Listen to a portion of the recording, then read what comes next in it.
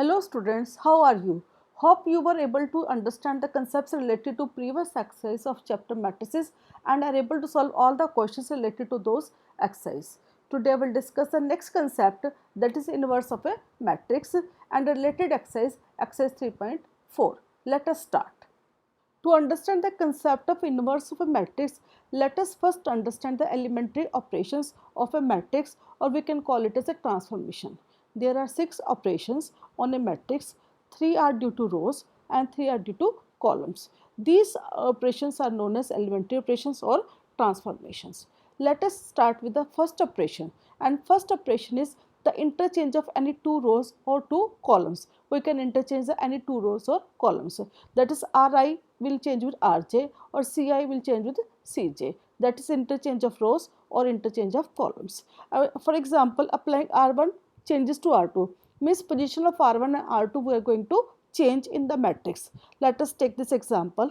In this example, first row is 1, 2 and 1. Second row is -1, root 3 and 1. So by interchanging these two rows, we get the new matrix with -1, root 3 and 1 as a first row, 1, 2, 1 as a second row. Let us move to the second operation, that is multiplication of elements of any row or column by non-zero number.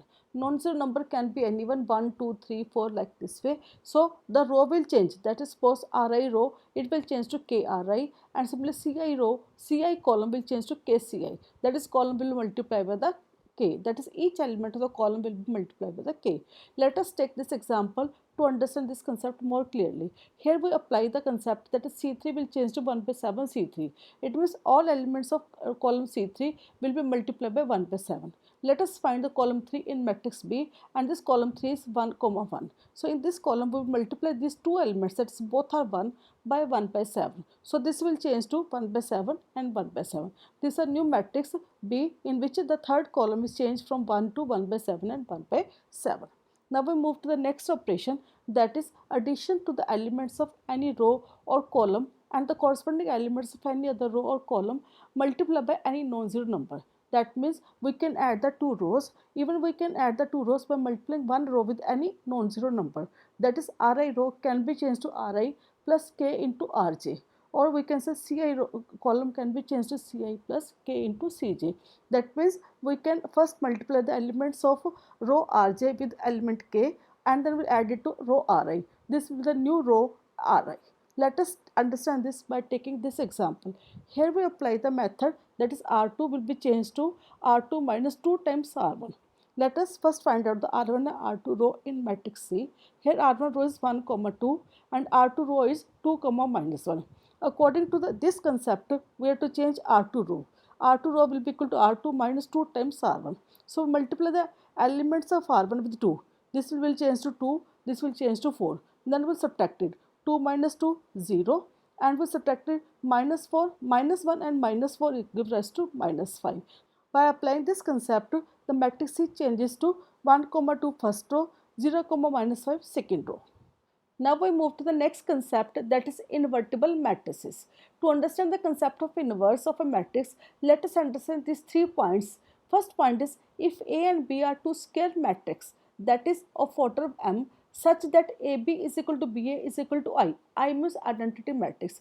That means we have two conditions. One is the square matrix of same order. Second is their product should be equal, and that should be equal to identity matrix. Only then the inverse of matrix A exists, and then we call B as the inverse of matrix A, or we can write it as A power -1, and we can say A is invertible. Second, a rectangular matrix does not possess any inverse because AB is not equal to BA. Third, if B is the inverse of A, then A is also inverse of B. Hope you have understood these 3 points nicely. Now we move to the next point, that is theorems on inverse of matrix. First theorem is the uniqueness of the inverse. That is, if an inverse exists, it is always unique. Or we can say that there is only one inverse for a particular matrix. To understand this, let us consider the two inverse, that is B and C matrix are the two inverse for matrix A. So we are to show that matrix B and matrix C are equal to each other. To understand this, let us start. First case, when B is the inverse of matrix A, then AB is equal to BA is equal to 1 according to the condition of inverse of the matrix. Similarly, when C is the inverse of A, then AC is equal to CA is equal to I matrix, again the condition of the inverse of matrix. Thus, we can say B is equal to BI. I means identity matrix, and when put the value of I as AC, we get B into AC, or we can say BA into CA. BA again IC means identity matrix into C is equal to C. Hence, B is equal to C. So, it proves the uniqueness of the inverse of the matrix. Now we move to the next theorem, and the statement of the theorem is if A and B are invertible matrices of same order, then we are to prove that inverse of the product of AB is equal to B inverse and A inverse. Let us start with the definition of the inverse of the matrix, that's AB into AB inverse is equal to identity matrix. So we'll make the changes in AB to get the answer B inverse and A inverse. So let us first multiply the left hand side and right hand side both by A inverse, and second we will multiply both by B inverse. When we multiply by A inverse, this term will change A inverse into A into B. A inverse into A will become the identity matrix, and identity matrix into B again become the B matrix. So we first then multiply B inverse to both sides, again it will become identity matrix. Identity matrix multiplied by AB inverse will again become the AB inverse. Hence AB inverse is equal to B inverse into A inverse. Now we are to understand how we can find the inverse of the matrix by using the elementary operation. To understand this, let us consider three matrices X, A and B such that they are of same order, and they should be X should be equal to A and B, that is X is equal to product of A and B. We can find the inverse of matrix A by using the either row operation or by column operation. Let us understand these two operations one by one. Let us first start the row operation. Here we are given X is equal to AB. So we will apply row operation simultaneously on matrix X as well as on first matrix A to get the inverse. In case of column operation, we are again given X is equal to AB, and we apply the column operation simultaneously on X and the second matrix B to get the inverse of the matrix. Hope you have understood this concept clearly. Now we move to the second part by using the method of identity matrix. Elementary operation by using a method of identity matrix. Again we have two methods, that is row operation or column operation. Here we are given as A is equal to I into A, that's identity matrix into A. So we apply the sequence of row operation on A is equal to IA till we get I is equal to BA. B is a new matrix which is the inverse of A. So matrix B will represent the inverse of A. Similarly, in column operation we will write A is equal to AI, that is a product of matrix A into identity matrix, and we apply the sequence of column operation till we changes I is equal to A into B. Here B will be again the inverse of the first matrix, that is A matrix. To understand the concept of inverse of matrix more clearly, let us solve one question, and in question you are given matrix A and we have to find the inverse of this matrix.